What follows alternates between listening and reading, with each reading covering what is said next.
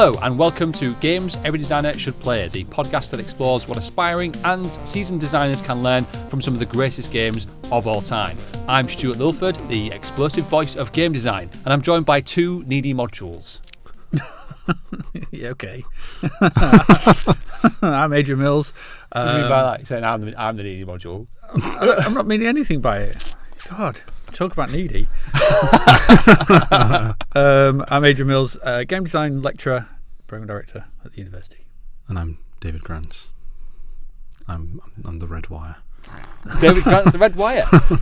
We're trying something different with this episode. We are recording the video of it, so if you're listening to this and you might want to watch it instead, you can go to YouTube and see that, or you might be watching this already on YouTube, in which case just ignore that last bit.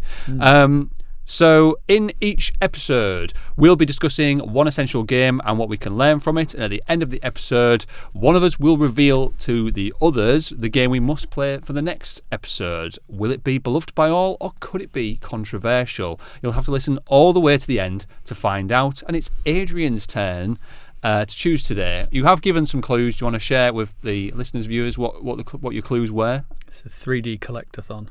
3D collectathon. Oh, it's Banjo-Kazooie. I really hope it's Banjo-Kazooie. It's not Banjo-Kazooie. I'm crossing my fingers. It's not. It's Where not we can just Banjo-Kazooie. spend the whole episode doing the voices from Banjo-Kazooie. Or do the whole episode in those voices. That would be horrible. That'd be bottles. Yeah. No. Or you could just do, you could just listen to, quickly flip to the end and hear what we're doing next. You could do that. Some people do that. Some people do that. Yes. Is it Mario? Is it Mario game? I'm not telling you. Wait till the end. Collectathon. Be patient. Third person. God, you bet you were collectathon. terrible You on got any guesses? I bet you were terrible on Christmas Eve. Christmas Eve. Yeah, I was like, can we open them now? Yeah, awful. Banjo-Kazooie was my guess, but I hope it's not. I don't think it is. No, it's ukulele. Okay. Oh no. It's Anyway. not either of them. For this episode, the game we'll be discussing is Keep Talking and Nobody Explodes.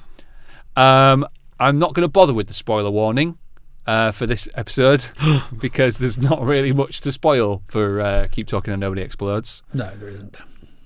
But you might get more out of watching this if you've played it already, or if you haven't played it, you could watch us play it on the video that should be on the channel. You'll see us attempting to. I think we had 5 attempts and we only managed to defuse the bomb once. So The last one was very close, but you only had 3 minutes. Yeah.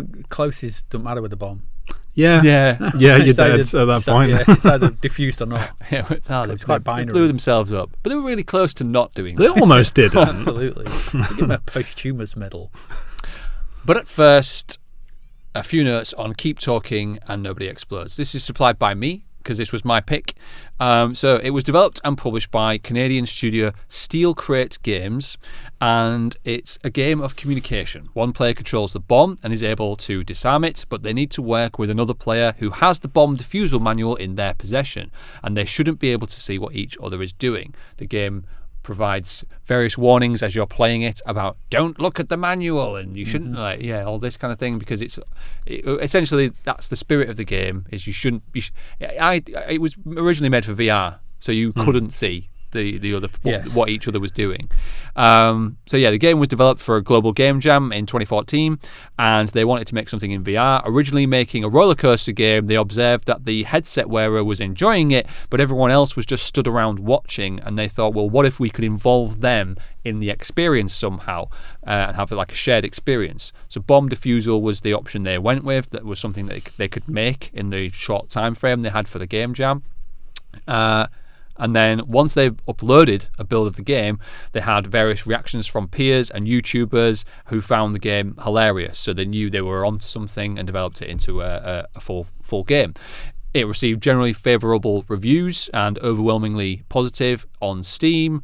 So it's reviewed well. It's won a bunch of awards, and it's essentially a party game, which is something we haven't really covered on the podcast before. But what can we as designers learn from it? Good question. It's a good question. What else could they have done? Just before we get into it, what Had to be bomb defusal. Did it have to be? Because what else? No, there's literally no other thing that they could do that would involve everyone else. All right, I'm just wondering what else could they do as game designers? What would you come up with? What is it? A VR game that you so involves you're in everyone their else? you're in their position. Yeah. It's 2014. You built this roller coaster, but everyone stood around bored. But how do you involve everyone else around the VR set? What else could you do? What else is there? Did Crystal Maze have any rooms where like the person was in the room and all the team members were all shouting stuff out to like guide them through certain rooms in the Crystal Maze? That could have something like that, more escape roomy. Yeah, but escape room. It essentially is kind of that. It's just a series of puzzles you're solving. Yes, isn't it? Yeah. When you boil it down, it's Yeah. just the bomb's a theme, isn't it? Well, the bomb's the timer, isn't it? The bomb creates the tension. Yeah, you haven't got.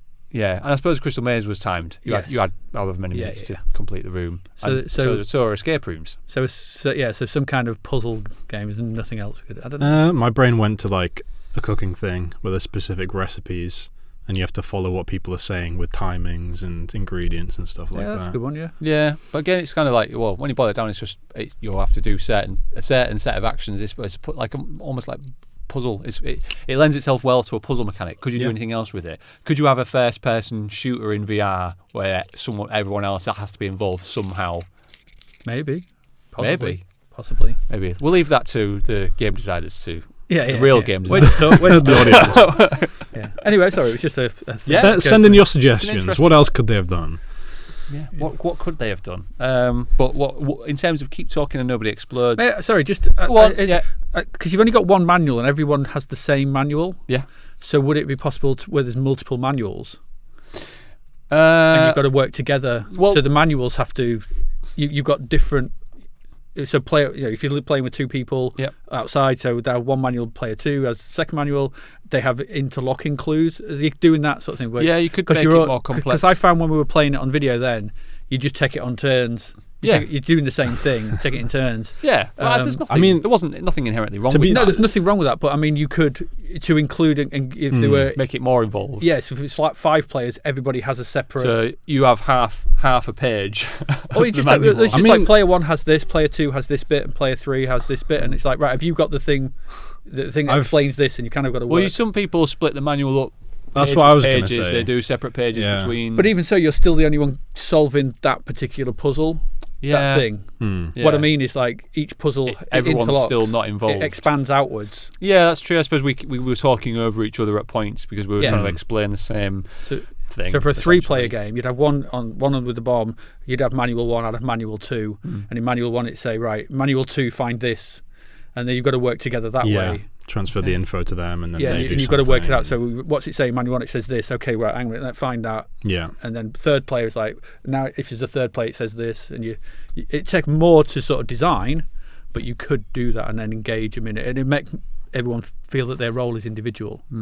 So if you're developing Keep Talking and Nobody Explodes too, send correspondence to Adrian Mills for consultation on the game design.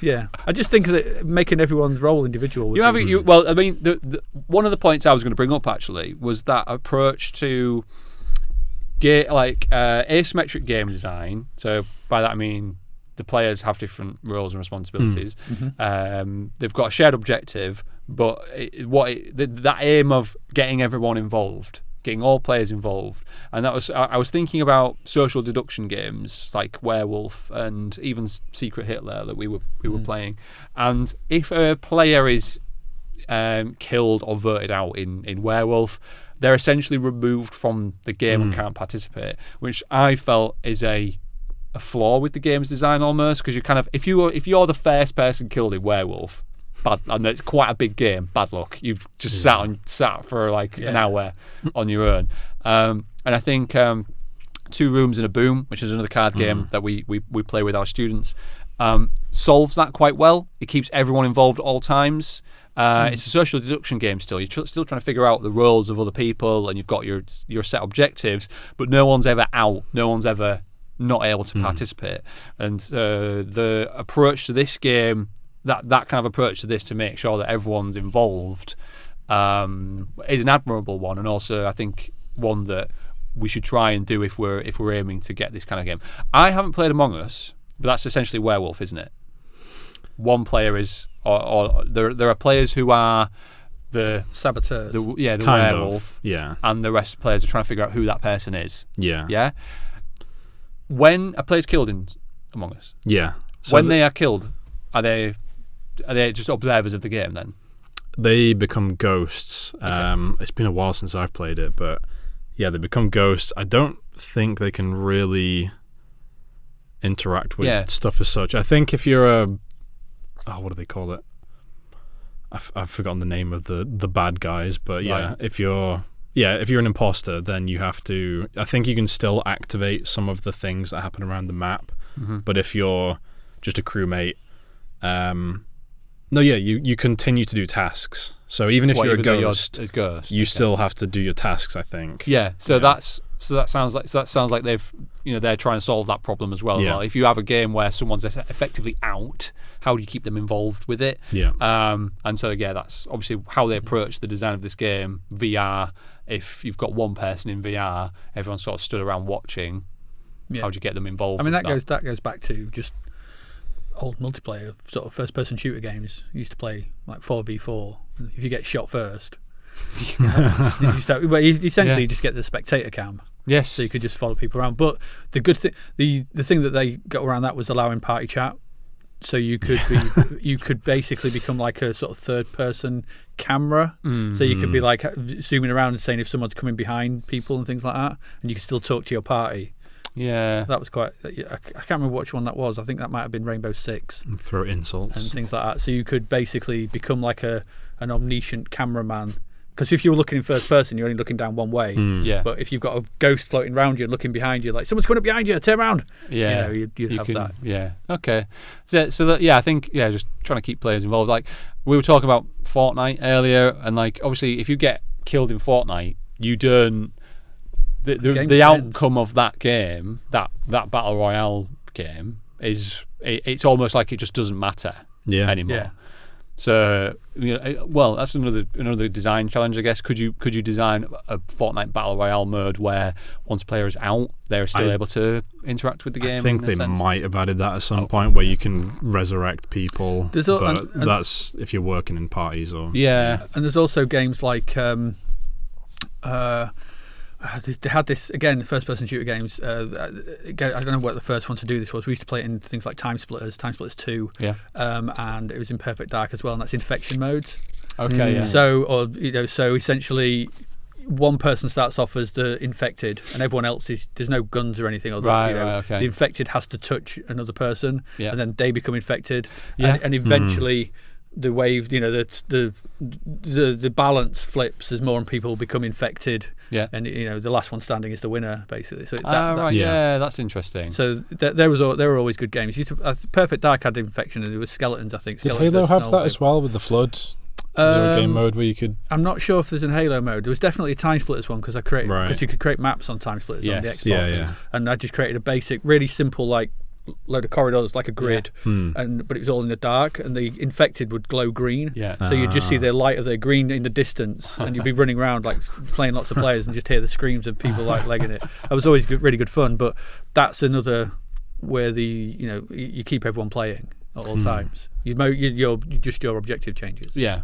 So I think as a designer, if you're going to have those kind of mechanics where a player is effectively out for whatever reason, if you think of a way to keep them still participating in the game, I think that's probably the way to go. Yeah, absolutely.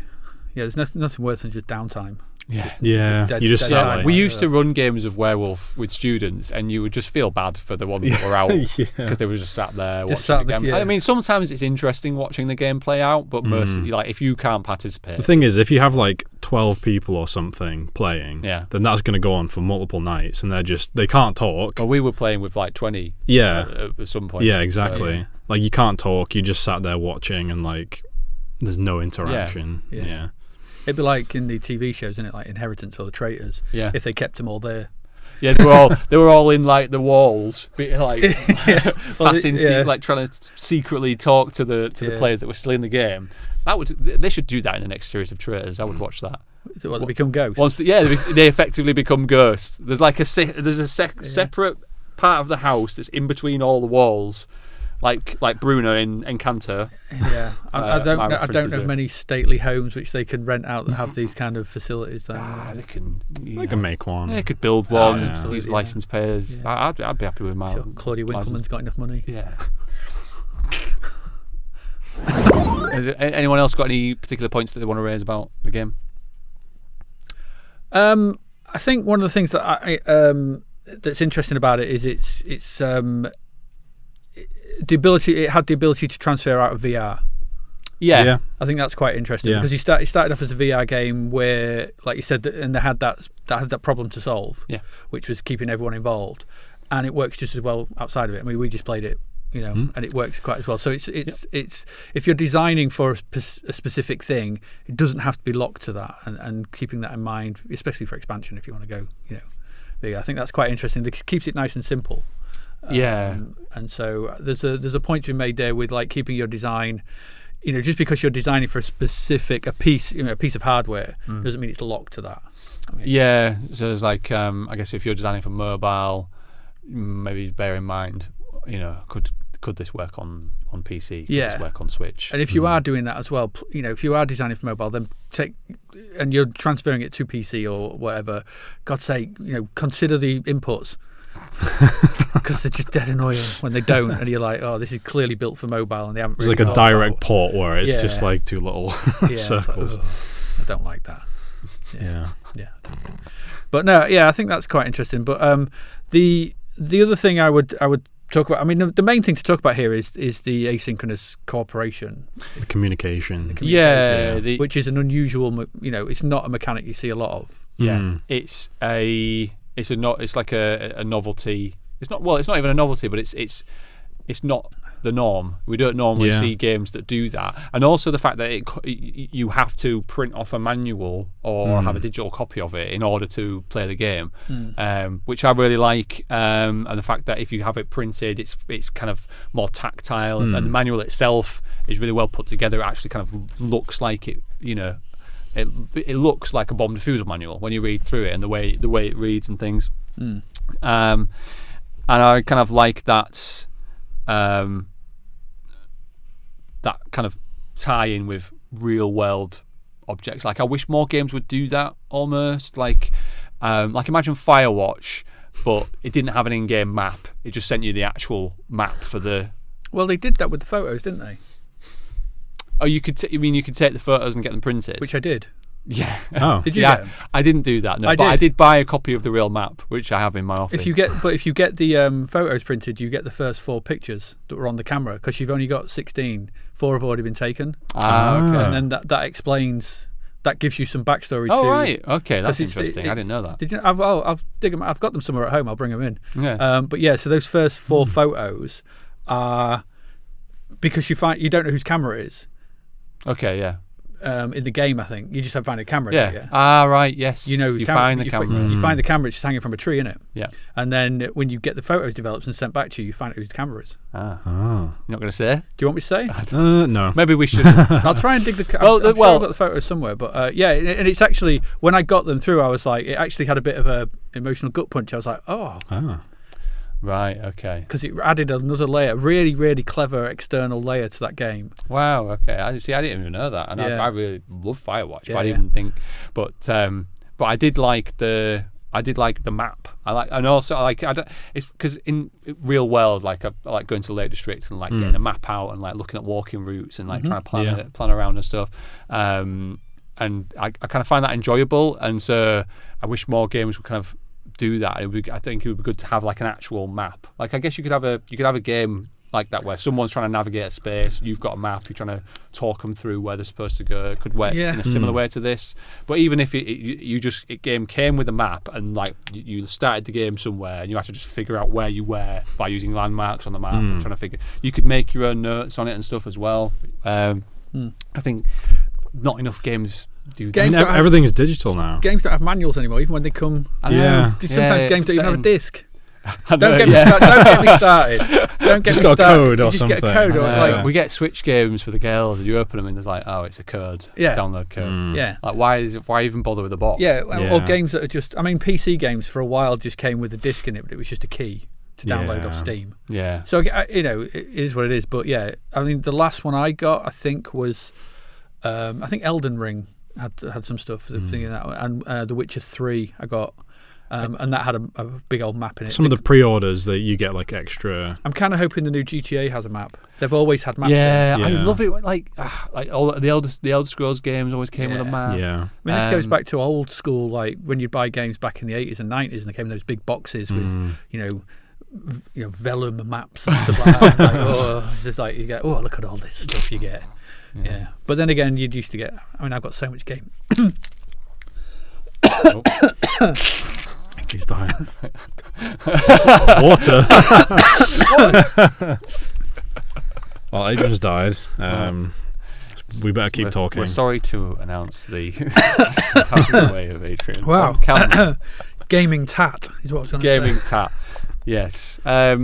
See, I'm trying to think now. Yeah, I used to like getting the manuals and flicking through them, and they'd be like nicely designed. Most of the time, they just go through the controls. But I remember, is it Metal Gear Solid 1?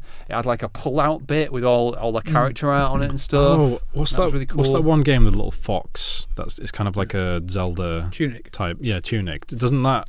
I can't remember if you actually get a book with it, but like one of the main things is that it's like a game manual. Is there an in-game? There's an in-game. Yeah, manual. Maybe they don't have an actual physical one. I mean, it might have got a limited edition physical release, but in the game itself was just a digital release on Xbox thing to start off with. It might have got like one of those limited run ones. Bring physical back. Yeah, we like it. We like physical stuff. It's nice. And it's different as well in an age when everything's screen based. To bring something tactile into it, and VR plays into that as well because, like, even though it's not adding that much, you can't see your surroundings. You just sat in a room with a bomb, but you have the controllers. You have to turn it around and interact with different modules by hand. It does add that tactile element to it. And that's the other thing to sort of bring up about this as well, which is the accessibility. Because it's not a game built for, let's just say the word gamers. It's not because this could be your mum, your nan, your anybody, your friend who hates video games. I played it with my 10-year-old. She's not a gamer. Yeah, I hate that term. I literally hate it. You hate the term. I hate the term gamer. Okay. It's too many negative connotations. It's just But somebody who plays video games. Oh, he's going again. What's today? It's the somebody who plays video games. But you can play this with anybody. Yeah. And I think that's unusual. Yeah. So it's almost like when the Wii was almost like universal. It's like their whole thing was like your gran can play Wii Sports. If you can do this, you can play the Wii. Yeah. If you can read, you can play Keep Talking Nobody Explodes. And also as well the it's kind of comical. You got this thing of a bomb. Yeah. But everybody knows what diffusing a bomb is. That's a thing that everyone knows about. So it's not something the goal isn't like breaking into some wizard's cave thing, because it could easily be like solving a load of puzzles on a wizard's cave to get the sword of Amalur to kill the witch of Dragbig or whatever, and that would be like you'd be alienating people. Yes, but it would be literally the same game. Yeah. By keeping it kind of in something that has tension, has a real world impact. It blew up and it's a bit of it has that cathartic release at the end when you resolve it or you don't. Yeah, it's a trope, isn't it? Like a bomb and diffusing a bomb, and you see it in do you see it in movies? Has there been a movie where someone's trying to defuse a bomb and someone's trying to talk through it? It's a movie. Yeah. The countdown when they cut the wire at one. But I can't think of one. What, a single I can't think of a single movie. Mission Impossible or something. Impossible, yeah, I haven't seen a Mission Impossible movie. Have you not? No. You should do. It's good. Well, I probably am going to. We've spoiled it now. There's cut some wires. Yeah. There's plenty in James Bond films. Gotta watch it. There's the bit in Octopussy where he's pulling the nuclear bomb out. Where he's dressed as a clown. Right, okay. Pretty common trope, yeah. Yeah, it's a very the time. Being dressed as a clown whilst pulling out nuclear. There's a whole film on it called The Hurt Locker, which is default diffusing bombs. Catherine Bigelow one. Okay. IEDs and I a bit more serious than Mission Impossible. But there's loads of bomb diffusal things. Yeah, so it's what I'm saying is it's universal, or it's been parodied. Yes. Or I've probably seen a Simpsons episode where they've parodied the Absolutely, yeah, of course you have. for sure. But it's the idea is universal almost. They've tapped into. You see a bomb, it's got a timer that's counting down. Everyone sees wires and stuff. You know what you're doing. Yeah. Yeah. Yes. They don't have to tell you. Yeah, exactly. And I think that's those two sort of key elements where it's like it's really simple. I'm just going to tell you things. You just read the codes and tell me. Follow a series of really basic instructions. Yeah. You don't need to know anything. It's just a bit of logic. Yeah. The complexity comes from actually trying to communicate with each other. Yeah. Because and also memory. Yeah, I mean, which was our downfall a couple of times. Like this game plays on like trying to make communication as hard as possible. Like that's the skill sort of ceiling of this. Well, it's communication in a timed environment. Yeah. If we're just talking and if there was no timer, you'd be doing no worries. You'd just be just do this. Yeah. Do that. You'd be worried because you're up against the clock, and because of the things that they do within the game. Which, when you're playing it, you hear the music tick up. Mm-hmm. So they don't. I mean, that's very filmic. Yeah. So it's that tension music. If they just had it flat and there was no music, again, you would miss that because like we were playing it, and you hear that the music tick up to the thing, and you're like, quick, a bit more tense. Yeah, and you're like, get this 30, right. 30 seconds left, guys. Yeah, that kind of yeah. But like they use words specifically meant to trip up people. Yeah, so that one particularly that you're looking at, what is it? Who's on first? That one. Yeah, so you'll have like you are, you're, you are, you are. Yeah, but spelled slightly differently.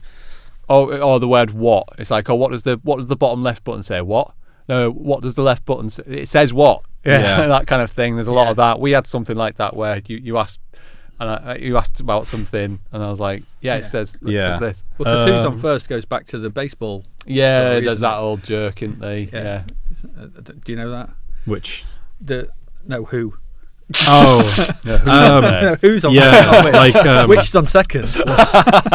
Police force. Is it police squad? Oh, police squad. Sorry, yeah. It goes back. All that years. kind of stuff. So it's an old. So that who's on first? That's what it comes from. Yeah. Because it's a play on that. It's in like at the beginning. It's like airplane. Yeah. Don't call me Shirley. Well, it's that, and also the pilot's called Roger and Roger. It's that sort of thing. Yeah. So they play on those kind of old jokes and stuff, which kind of because they work. That's what I mean. It's accessible. They're universally they're universally known, but they're also, like you said, they trip you up. Yeah. Because I can look down there and there's they are, and then there's there, and there's there, one that says blank, and there's there, and there's another one that is blank. Right. So you have to blank. You have to be very good at describing what you're supposed to be doing. There's the letter C. There's the word C as SEE, as the C is in the ocean. There's like SC. They try and trip you up. Is there no and no? Is there no as in no and no as in K and O? Probably. There's no. No, there isn't. There's no. There's no, but there is no. You see? No, it's C. C? No, C's on third. Oh, who was on first? No, he was on second. One of the things I was going to mention, which I talked about in the description of the game, is the fact that it arose from a game jam. And just wanted to kind of mention the power of game jams, really. Even some of the games we've covered already previously on the podcast. Inscription was originally a game jam game. Was Vampire Survivors? Did it start off as a game jam game? No, I don't think so. It feels like it might have done. I think they might have released an early copy on itch, but I don't know if it was a. I don't think it was. But there's plenty of games that have started off as a game jam game that have moved into fully finished things. So this is an example. Inscription, Super Hot. Was Hollow Knight? Hollow Knight was like it was like just the little knight just wandering around on a screen, and you had to collect something. I can't remember, but that was just like a really basic game jam game. Yeah. I mean, even Isaac that we discussed last episode, they made the game in 3 months. Yeah, that's like kind of Goat Simulator. Yeah, Goat Simulator is another Snake Pass. Yeah, Snake Pass. A lot of Double Fine There's a lot of Double Fine ones come out of their internal stuff. Well, yeah, that's a good point. Actually, a lot of game studios use game jams, like internal game jams, as a way to generate new ideas for games. Because they've got they've got a new game out this month, Keeper. Okay. You play a lighthouse with legs. Right. That's like sounds like a game jam game. Yeah, isn't it? you're basically walking around this kind of landscape where you're like, he's called Keeper and you're a lighthouse. Okay. Which sounds like like stacking and all those other ones that Double Fine did in that period. Yeah. So I think that most of them came out of game jams. I think internally. But it just I think it just speaks to like the power of you. Like if you're a designer, you take part in them or use them. Yeah. Do game jams is important. We have a whole module that's basically 7 game jams back to back.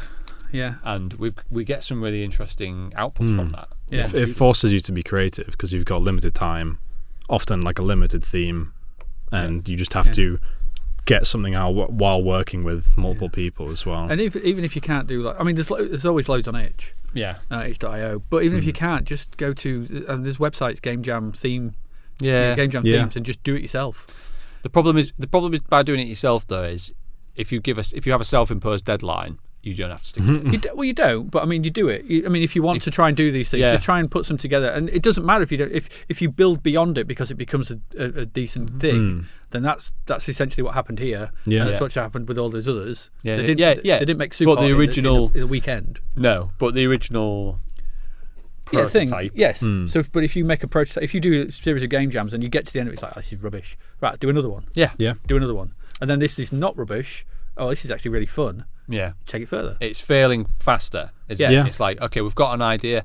Because I think sometimes students come on, they think about like studying game design and being a game designer, and they think, well, I'm going to spend a year writing my game design document and all my story. Yes. And then I'm going to spend another 2 years making it. Make a perfect game. And then I'm going to start play testing it. And then the waterfall method. And then that's bad. Don't do that because you get to the end of that 3 or 4 year period and then your game's rubbish. Yeah. The waterfall method. Yeah. Whereas it's all about, game design needs iteration. Yeah. Fast iterative loops. Yeah, exactly. And there's a whole book. It's games, play and design. I think it's about that iterative design process. There's a good chapter in Jesse Shell's Art of Game Design as well. Yeah, which it's called the rule of the loop. Yeah, you're talking about that, which is just do things fast and quick. Find out if your actual central mechanic is fun. Yeah, yeah. It should be easy to do unless you're you're making big AAA titles where there's all these different systems. Yeah. Your central mechanic should be fun, and you should be easily. It should be easily prototypable. Is that a word? Prototypable. Should be easily prototypable, and put it in front of people and see if it's fun. Don't wait until you finish the thing to get it in front of playtesters. Yeah. Because if you've spent all this time on it and it's rubbish, then that's what's happening. That's the thing with big AAA game design, or they very, very, very rarely do anything different. Yeah, it's just variants. It's just variants on a theme. We know that if someone says to you the words, "There's a new Assassin's Creed game," it's like, well, I wonder what that's going to be. what could it be? It's like, now where is it going to be? Yeah. What buildings am I climbing? Yeah. And what knife am I using to stab people with? That's it. Okay. And if someone says to you, "There's a new GTA," you know what that's going to be. If someone says there's a new Far Cry, you know what that's going to be. So the AAA spec, I'm really, really excited for the new FIFA. Or the new FC25. Or the new game mechanics. Absolutely. The FC26. I can't wait. There's loads more. Hopefully I can do the sort of bit where I flick the ball over my head or something like that. I don't know. The point is, these big AAA games, they don't need that rapid prototyping because they're building on a thing. Yeah. It's this game. It's another one of these. But probably the people who listen to this may not be working in AAA, so if you're an early young designer, just get prototyping quick. Yeah. And I think that's something you can learn from this, because it was Global Game Jam, which used to be over to. Then it would have been 48 hours. It was 48 hours, because I remember doing the 2015 one. Yeah, sleeping in an office. Yeah. So that was they were good days though. I think we did one here actually at the university. We came over from Grimsby. Oh wow, yeah. But and thinking back, like some of my, some of the best games that I've made have been made for game jams. That I've put set time constraints on, and then because I think one of the worst things is to go, right, you can make anything, and you've got unlimited time to do so. That's bad. And then you won't do anything. Yeah, you won't think about doing anything. You'll be overthinking it. Whereas if you say, right, you've got 1 week, and your game has to follow. This is your theme, and it's got to conform to that theme. Yeah. Okay, I've got somewhere to start from, and I know what I need to do, and I've got a set limited time to do it in. Yeah, restraints, constrictions are a designer's friend. They are. Yeah. Everyone thinks that. Oh, but I want to make my. It's like my epic you won't make anything thing. Or what you'll do is you'll do a really rubbish Skyrim. Or a really rubbish GTA, or something where your boss battle takes place across the entirety of the Pacific Ocean, or something like that, and it doesn't work. You can't do that. No. So it is what it is. Yeah, it is what it is. It is what it is. Just wanted to mention the fact that it is replayable because of it's partly sort of procedurally generated. The bombs themselves, the modules. Obviously the modules can change what they are, and each module has is randomly in terms of how it works. Yeah, it's different. So like the actual bomb, you get different sort of labels on it. You get the serial code, which is randomized, which plays a part in different modules. I think you have 2 sides to the briefcase as well, right?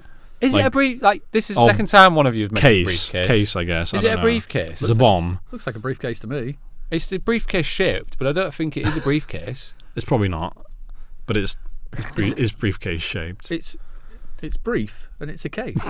Yeah, but it doesn't open. So how do you know it's a case? Well, what is it then? It's a bomb.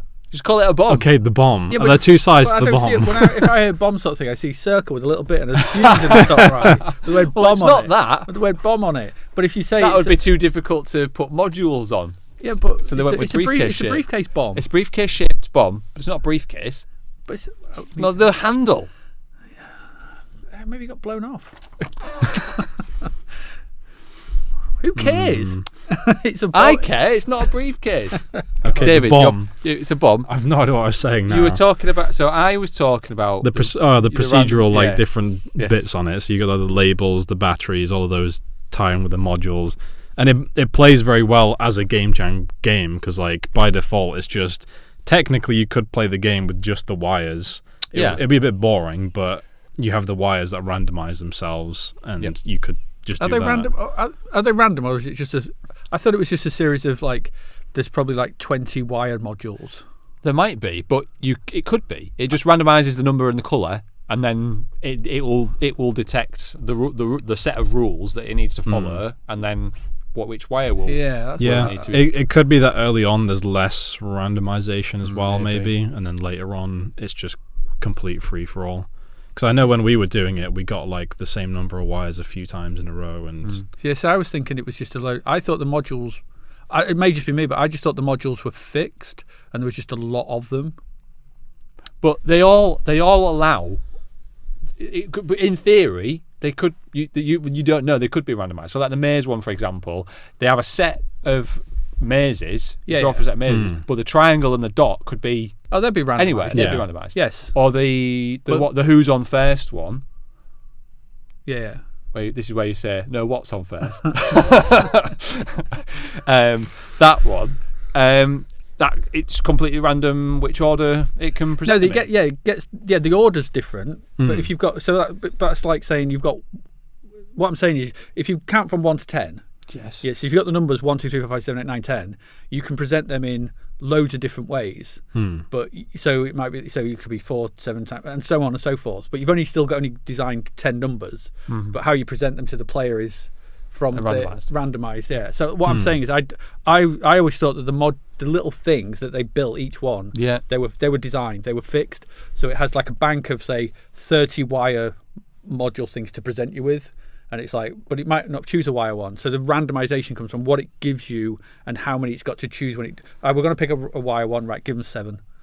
And then next year you might not see that for another 10 games, and by that point you've forgotten it anyway. That's how I thought. I'd still say that's randomised, though. But yeah, randomised. I just mean the thing in itself is designed, because I don't know how you would randomise it to work with the instructions. That's just me. I don't know. I think the fact that we don't know means that they've hid it well. Yeah, they've hid it well. However they've done it. Whether it's it doesn't feel like to be fair, the same. A lot of the wire conditions at the very end, it'll say otherwise. Yeah. Do this. So basically, technically, you could have any combination of number and colour. Yeah, because it's in order. You have to look at the conditions in order. Yeah. So if you it start meets from the first condition, then you do that. So technically, it could meet 2 conditions, but as long as it meets the first one, you do that one.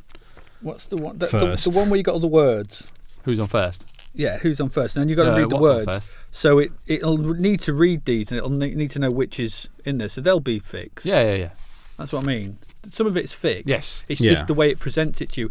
Because this is a thick manual, there's a lot of different variants of puzzle. Yeah.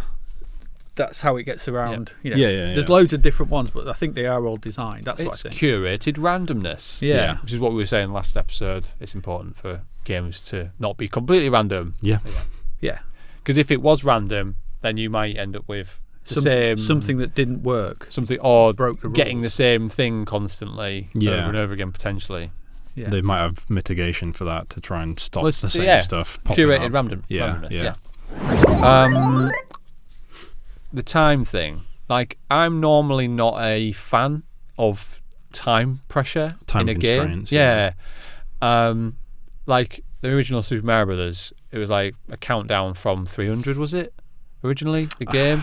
Something like that. Yeah. And it was like, I never enjoyed those. Yeah, why is it? I'm just like, why set a time limit? And I think sometimes when you see early student games, they've got, it's a platformer, but it's timed. I'm like, yeah, but why? What's that adding? I always felt with that it's like most of the time it doesn't affect you until one time you're playing through and you like suddenly have no time left and you're like, oh. But it feels a bit like, well, I was enjoying myself. Like, why have I?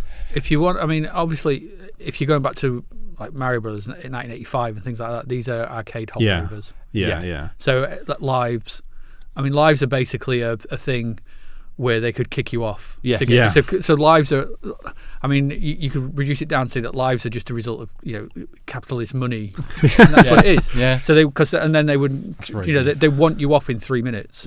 They want in the arcades. They wanted you to play for 3 minutes. You get your 10p out. You get 3 minutes, and you're off. And you get another 10p. And that's what they used to actually think on. If you can get you off quick, that's what they wanted.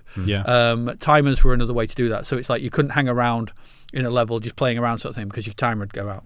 Those are all those old games are but it felt weird when you got them in home computers, home consoles, because you'd paid your money. Yeah. So why have we still only got 5 lives to complete this damn thing? But that is interesting though, because like by default, no one would really like that. If you're playing on an arcade machine, you won't want to be kicked off early. You would want to like get the most of your money. Yeah, you would. Yeah, but the people who own the arcade want. Yeah, I know. I'm just saying, like by default, like no one really likes. Consumers wouldn't want that. Yeah. And that's just, I think, having time limits in games. I don't know. Like I say, see early student platformers or whatever, and the way they've made it different is by adding a timer. So you've got a complete level in time. Like that's not fun. I don't think. Yeah, but for like you party, say, it's a reference to. Well, games. It works here because it's to do with the theme as well. It's a bomb ticking off. You've got 5 minutes and the bomb explodes. Like you say, I don't know. Maybe it comes back to where we were trying about because it is a joint thing. Escape rooms. You've only got an hour. You're doing it together. When you play 2 rooms in a boom, you've only got a set amount of time before.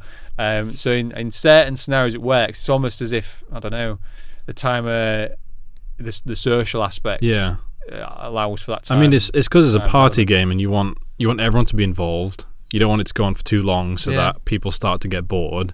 You're not always going to have people around for a long period of time. Like if you're trying to play games with people as an adult these days, like multiplayer stuff, it's hard to get people committed to a specific amount of time for like a few hours. So like, telling me I've got 3 kids. How many? 3. 3. Yeah. Oh, wow. I know. I barely mention it. but I just thought it was pertinent. The last hour. I barely mentioned it in the last minute. Timers are just simply there to add pressure. Yeah. That's all they're there for. It's like playing, speed chess. Where you've got against the clock, you only got a minute to make your move, or 30 seconds, and you have to. That's it. That's all timers are there for. As soon as you add a timer in something, it introduces pressure. Nobody likes to be forced into a decision because you want to contemplate all the what should I. But then, like you said, this is the thing about it's restrictions, it's restraints. So we said this earlier on about. You can make anything you want in infinite time. It's like you make nothing or you make something really rubbish or whatever. But you can make something in a week. It's a timer. Game jams are about timers. Yeah, they are. So oh my God. So if you introduce timers, it introduces pressure. It gives you a goal. It gives you a point where this has to stop, and you got to do something. And so with the old levels and things, you can't just hang around hitting Goombas or whatever or jumping on things' heads in Rygar. You've got to get to the end of the level, and also as well. They used to sort of prioritise that with faster you got to the end of the level, the more points you got. Yeah, but what do the points mean? The points get you on the high score. Get more lives. In the arcade, yeah. Yes, in the arcade. When you're just sat at home. When I'd always still put. I'd invariably play on my Commodore 64 on my own. Yeah. And I would still put my name in on the score, even though it was on tape and it didn't save them. So when I next day up, all those scores were gone. Yeah. So I would still put them in because I could look at it and go, I got that score. Yeah. But in the arcade, well, that was bragging rights, wasn't it? Yeah, it was. I used to have the high scores on decathlete in the local pub when I was at uni because I had the version on the Dreamcast. What an achievement! I was ace. I was ace at that game. Is that the next game? Well, decathlete. Yeah. It was Virtua Athlete on the Dreamcast. Same game. Okay. Well, keep your eyes. Keep talking about this, and somebody might explode. Yeah. Well, that's another thing as well. Is like the name of the game. I get what they're trying to say there, but actually, we kept talking and we still exploded. Yeah, true. So it's not actually correct, is it? Efficiently. And no one explodes. Catchy. Yeah, catchy. I think communicating efficiently and nobody explodes. Well, that was the other thing I wanted to talk about. Was the talking aspect of this and that element, because we've got to a point where, and if you're online or if you communicate, most times you're playing a game, it's like shut up, I'm playing a game. If someone tries to talk to you and you're like, I'm concentrating on this. Yeah, like earlier when you were playing Marvel Snap and we were talking. Yeah, I was concentrating on Marvel Snap. But even if there's nothing worse sometimes when you're at a tricky bit in a game and someone just comes in and starts talking to you. Yeah. You're like, I don't want to be rude. Yeah. I'm a 53-year-old man. Okay, what's that? I'm playing Balatro and then Sam's trying to talk to me. I'm just like, Yeah. Yeah. What have you just agreed to? Well, you said you would do that thing. You said it the other night. What thing did I? Yeah. But so talking and even online party chat and all these kind of things. You generally just chat with your friends. There's nothing worse than actually talking to strangers online these days. It's just a horrible nightmare usually. But this is a game that actually encourages talking. It's not a normal mechanic. It's a different kind of mechanic that it taps into. So you have to communicate. You have to keep talking. You have to, it's an unusual thing that is kind of usually at odds with playing games, I think. Yeah, which is quite interesting for this. Obviously, video games like board games probably, but social games but even then it's not. You could all just sit in silence and just throw the dice in Monopoly and move your cart around and just go. I don't play Monopoly. You owe me £400. Yeah, Monopoly. Don't play that then. Play games that actually encourage. Like that's what we were talking about Werewolf earlier, but one of my favourite games to play is One Night Ultimate Werewolf. So it takes the premise of Werewolf but boils it down into one night. So there's only one round. So people make their moves and then you have to figure out who did what, and people could be lying, and then you vote, and then that either the wolves win or the villagers win or whatever. But the fun is in the discussion bit. Actually, it almost doesn't matter who wins. The fun aspect is the people trying to like bluff you, or they're lying, or trying to figure out or people being accused of lying and they're not, and all this kind of thing. That's where the fun lies. It's almost the outcome is irrelevant. It's a vehicle for creating a fun discussion. And Secret Hitler is the same. Yes. You have the round, which happens almost in silence, and then you have the bit where everyone's discussing what to do next. So yeah, this kind of it's not social deduction, but it's that kind of encouraging communication, and it's fun communication because you're describing things in silly ways, and especially with the symbols. Symbols. Yeah. Some of those symbols. Yeah. What did you call it? The man boobs. There's one man boobs with a comma above it. Man boobs with a comma above it. Yeah. Yeah. Yeah. Fair enough. What was yours? The upside down spider with a shield or something? The upside down triangle spider with a shield. Yeah. Yeah. But you knew what I was talking about. The A with a willy. Yeah, the capital A with a willy. How else would you describe it? There's literally no other way of describing it. No other way. Line coming out the bottom. Yeah, but capital A with a willy is more fun, isn't it? It is more fun. I mean, that's what makes it interesting, because everyone has like a slightly different way to explain or give instructions, and then that often clashes. Yeah. That's the other thing as well, actually. If you're playing this game with the same group of people, you get better at it. You can get really good. You build your own virtual shorthand. You build your own vocabulary. Yeah. So when I say upside down triangle spider, you'll be like, okay, I know which one that is. Whereas if I'm with a new player and I say that, it's good. They're like, what? Which one's the? Oh, yeah. And you go from reading like the full instructions to just like, all right, any number with 4 or something. Yeah. Or you let go. Or you go, there's a 4. Right. You just say, right, there's 3 wires. Because you know that the first thing they need to know is how many wires there are. Or in the Simon Says, you go, there's no vowels in the thing. There's no vowels in the serial number. And like like if you're on the bomb, which is why I haven't played it as much as you two. Which is why I felt like I was like when you were going like do this, do that, and I'm like, hang on, spinning what? What am I doing? And you know, like if you're on the bomb, you can rotate it at the beginning, see how many batteries there are. Look at the serial code. You can get like quite efficient with it. Yeah, once you play for a bit. I'm sure there's a speedrunner that has absorbed. Probably just do it by themselves. Yeah, they're on their own. Yeah. They've absorbed the manual in their brain, and they can speedrun it without anyone communicating with them. No talking and nobody. No talking and nobody explodes. Yeah.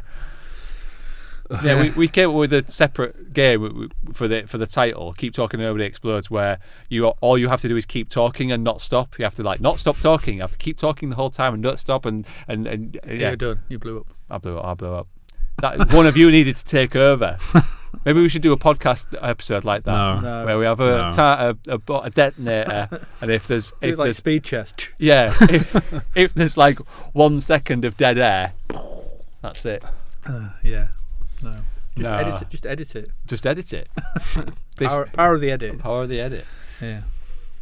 No, it's a good game though, and I would say it's good fun. And I like the design of it's good as well. Like I said, it's nice and simple, easy to read on the screen, easy to read on that. It's nice visuals. Yeah, it's really it's chunky. Yeah, it's like low poly. Yeah, you can't sort of mistake what the things are in front of you. Yeah, wires. It's just point and click. Just yeah. They did a good job with this one. Yeah, they did. It's an enjoyable party game. Well done. Yes. Want some feedback? Love some feedback. Love some feedback. Caleb Anderson from Blue Sky says, I think Keep Talking and Nobody Explodes can serve an important job beyond mechanics or genre. It's a prime example of the curse of knowledge. Sure, if you had both parts of the puzzle, the game screen and the manual, it'd be much easier, but you don't, and relying on someone else who also doesn't. As a designer, they've fallen into the trap of, I have all the information and therefore so will my players, many times, and Keep Talking was a humbling experience. And it's a prime example of asymmetrical gameplay, puzzle solving and collaborative communication, but there's that deeper layer. So I think what they're saying is sometimes as a designer you can assume that the player understands what you're trying to get them to do. Yeah, because you've been working on it for however long. You've been staring at this Unity project and you've been testing it 100 times over every day, so you know it inside out. And so it sometimes becomes difficult to remove yourself from that and imagine a new player coming into this experience. And this is quite a common trap for Gotcha. new students, like making their first games. They're always too hard. Yeah. They're always too hard because they think it's fine because they've made it and they have played it hundreds of times. They're the best person in the world at that game, and so for them, there's no difficulty issue. But for me, launching it, I've never played it before, and I'm trying to play it, and I don't know what I'm doing, or I'm dying constantly. It's too hard. Yeah. So again, I guess it comes back to playtesting. Yep. Playtesting, iterative design. Very important as designers. We can learn that. Data West from Facebook says, a good friend introduced me to this game and it was my privilege to be able to experience it to the full, complete with glossy spiral-bound manual for deluxe diffusing. I was terrible at it, but in hindsight I can appreciate that Keep Talking is probably one of the most unique, captivating multiplayer games in living memory. I'm a bit of a lone wolf and would never have discovered it myself, but I'm glad that I have. It's always exciting to experience the moment when a developer catches lightning in a bottle. So yeah, I guess that's something you were kind of referencing earlier, the fact that it kind of encourages you to get out your bedroom and get communicate with other people face to face in real life. Yeah. Although technically you could play this over Teams. Yeah, you could. You could send the manual or get someone to download the manual. You're playing it, and you could just get the phone. And you don't have to be in the same room, but you are still communicating. This was a very good first multiplayer pick. Yeah, I think because it literally forced us all to get together and play it in person. Yeah. Well, which I disliked. Yeah. Imagine Adrian if we did kicking and screaming. Imagine if we did Overcooked. Oh, I'm sorry to announce the podcast is no longer we've split we're not up. releasing any more episodes. We're not talking to each other. or a Super Mario 3D world as well. Yeah. Stop putting me in a bubble. Yeah, the Lego games used to be bad for that as well. When you play co-op on the Lego games, you just and you just run off ahead. Is this because we played these games with younger people who have no concept of playing together? Yeah. Well, I think it still happens regardless of age. There's always you run off and the split screen starts to disorient you, and you're like, yeah. Well, that's why they introduced it, because someone would go ahead and like second player 2 would just die, and then respawn near, and they'd be like, I died. You made me get stuck on that because you ran ahead without me. Yes. Fun times. Yeah. Fun times. Great games. Yeah. Is the next game? Oh, they're a collectathon. Is the next game a Lego game? Oh. Is it the new? Oh, that's not out yet, is it? Awful, wasn't it? You gotta collect all the bricks. Oh. I think I 100%ed Lego Batman. Of course you did. And this was before trophies were a thing. It was like PS3. Just did it for the sake of it. Just did it because I wanted to do it. But then I was like a bit miffed because I was like, when they introduced trophies, I was like, I could have had another trophy. I think I've only ever had like 2 platinum trophies, maybe 3 actually. Lego Marvel. Well, no. Lego Lord of the Rings. Lego Harry Potter. Lego Harry Potter. No, they were Batman Arkham Asylum. That was one. Batman. Lego Batman Arkham City. Batman Origins. No. Assassin's Creed 2. That's the second one. Oh, right, okay. And the third one was Saw, the video game. Oh, because it's dead easy. Because it was dead easy. Was that just like a story one? Yeah, or you something? just play through the story once. There's a if you save just before the end and reload and play the different ending, you can get all the trophies. Yeah. Wow. I've only got 2 platinums. Oh wow, okay. You know what they are? Although one of them was no longer a platinum because they added loads of extras in some DLC that I didn't know was come out. It was Tomb Raider Legend. Okay. I got on that one on the 360, and then quite recently I did. I've got 2 actually. I've got 1 platinum. I've got Bloodborne. Okay. A platinum Bloodborne, and I've got Lies of P. Right. What about you? Have you got a few? You got a few. Yeah. Yeah. Well, we all know how many hours you've spent on Isaac. Have you platinumed that? No. No. You spent 600 hours. You're not even platinumed. Oh no. Not a very good. I mean, that's not a good return. The Dark Souls, like all but 3, I think, they're all platinumed or 100%ed. I'm close to Dark Souls 3. Yeah, I just haven't. For some reason, even though Dark Souls 3 is considered one of the best ones, I haven't. What's one of the rings is really stupidly awkward to get. Yeah, you got to go in the Covenant and yeah. It's pain. I've got no idea what you're talking about. That's fine. So it's a game every designer should play. I'll tell you that. What is Dark Souls 3? Yeah, all the Dark Souls. All the Dark Souls. Yeah. that your pick? All the Dark Souls. Yeah, we're going to make you do a marathon. No, it's Elden Ring. It's a 3D collect 'em up. Isn't it? Ooh. It's a way to describe it. Ooh. Next episode out, Christmas 2026. Yeah, well, I don't have a lot of free time, you know that. Why is that? You got 3 kids. I've got 3 kids. Who's on first? No, what's my first child? I thought it was Dot. No, she's third. She's on third. She's on third. Dot's on third. So, the verdict is Keep Talking and Nobody Explodes, a game every designer should play. Yes. Yeah. Why though? We just went through it. Why? If you want to know why, listen back. Yeah, if you skipped right to the end, go back. But yeah, I think there's a few reasons. Great example of asymmetrical gameplay. The use of the tactile manual. More games should try and do this because it made it feel and play differently. The use of communication as a game mechanic in itself. The fact that it came from a game jam and it's visual and simple game mechanics and presentation make it accessible. It breaks out of traditional sort of gaming expectations or sort of the sort of wrapper, the thing what you expect a game to be. This breaks out of that. It quite clearly breaks the fourth wall.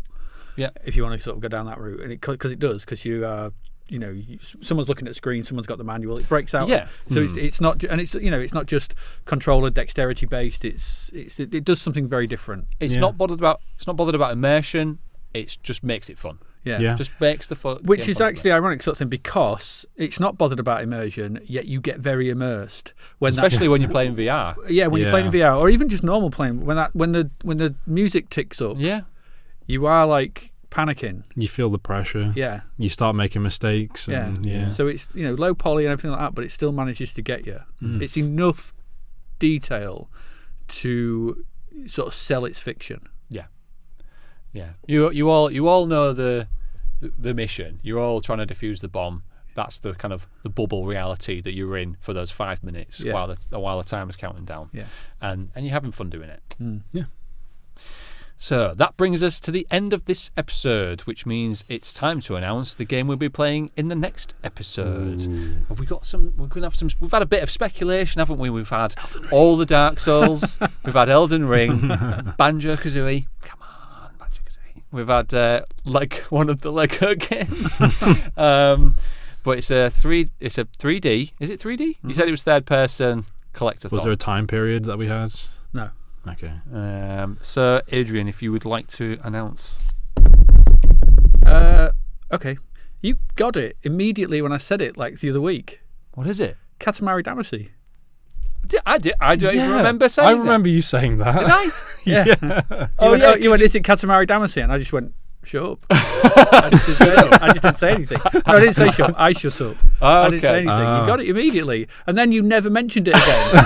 I think you never mentioned it again because I did the Pavlovian trick on you and went, oh, and you were off. That was you completely forgotten. That's all you could think about. And you were just in a banjo haze.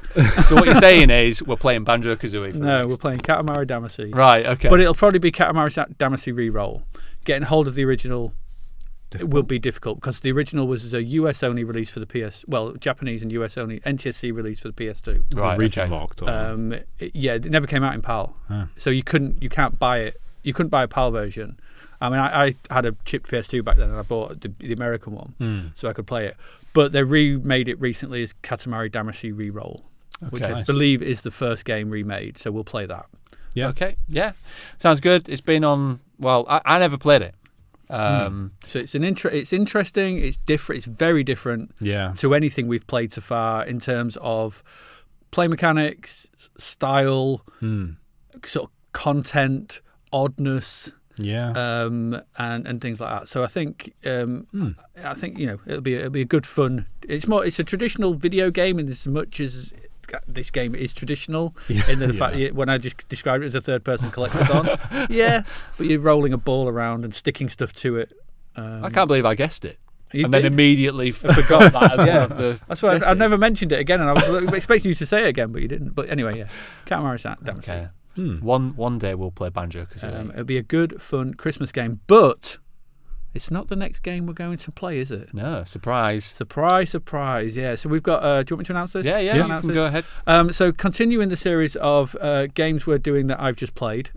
Oh wait, I thought we weren't going to say the game. We were going to just say it's what we're doing. Do you not want us to announce what we're doing for the Halloween one? We're doing a Halloween special. We're doing a Halloween episode. We're doing a Halloween special. Do you want? We should announce it. Should we? Let's announce it.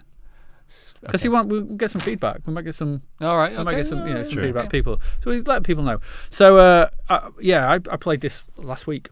And then we were just sort of saying we should do a Halloween one. I went, well, let's do this. It came because I was like, this is episode 13 and it's in October. I should have picked a spooky game. Yeah. And then you just went, well, let's just do a Halloween episode. All right, then. Fine. Yeah, and something quick and short that we can do because obviously we're recording this in the middle of October, so we've already got a week or two to actually do this. Yeah. So luckily last week I played this and it's only about an hour and a half long, and I thought it'd be quite a good thing to actually play. And that game is Mouthwashing.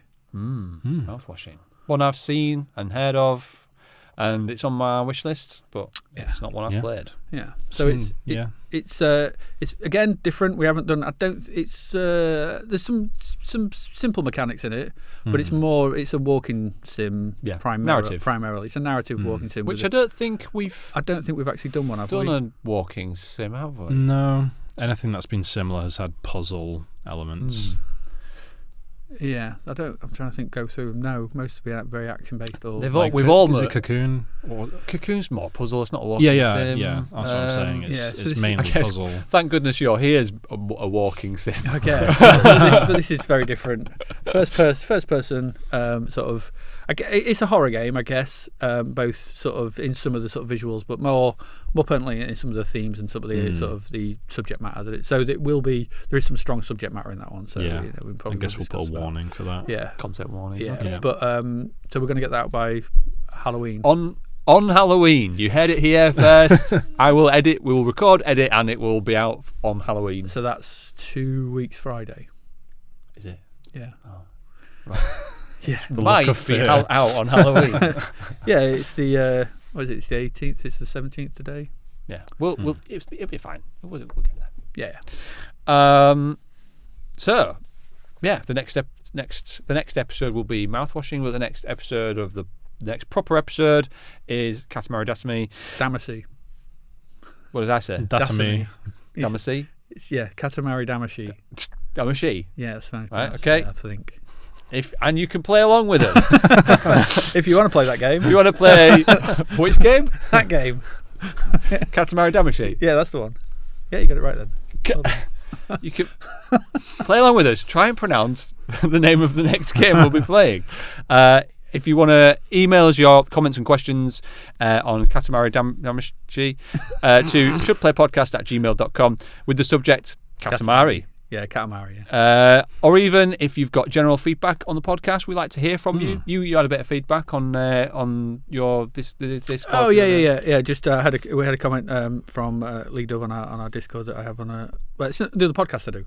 Yeah. So for those who don't know, I do another podcast which is called Zap to the Past. Yeah. So you can go and listen to that if you want. If you're into Commodore 64 games, there's 200 episodes or so of it. I'm going to tell you right now, I've got no interest in listening to that. It's a retro podcast, so we do that.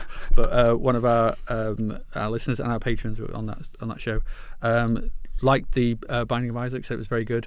Said that you two extolled its virtues, and I said it wasn't very good. There's something about us like defending. Or was it a 600-hour? There was another comment from Isaac trying to defend it against a new player. Yeah, with all his might. But I think, we did. I think we did. We did it justice. We did it justice, and I think I like Isaac. I tried to remain neutral there and understood why it could be frustrating for new players for sure. But if you want to get involved with the next episode of this podcast where we're discussing Katamari Damacy, Damacy, and your Katamari damn game. I'm just going to call Dameshi. it Katamari. Katamari Damacy. If you're passionate about game design and you enjoy, if you're passionate about English or Japanese, Danger of going all Sean Connery. Oh no! If you're passionate about game design and enjoy the podcast as much as you enjoyed, sorry. Oh no! We're not gonna make it. How unprofessional! It's not gonna happen. Right. So if you're passionate about game design, keep talking, and enjoyed the podcast as much as you enjoyed not blowing up, don't forget to subscribe, like it, leave us a nice review on social media, subscribe to us, follow us, like it, whatever. Leave us reviews. We are at Should Play Pod on Twitter, Instagram, Blue Sky, Threads, and YouTube. Join the conversation and suggest some games you'd like us to feature in future episodes. All that's left for us to say is thanks for listening, and we'll see you next time. Bye. Bye.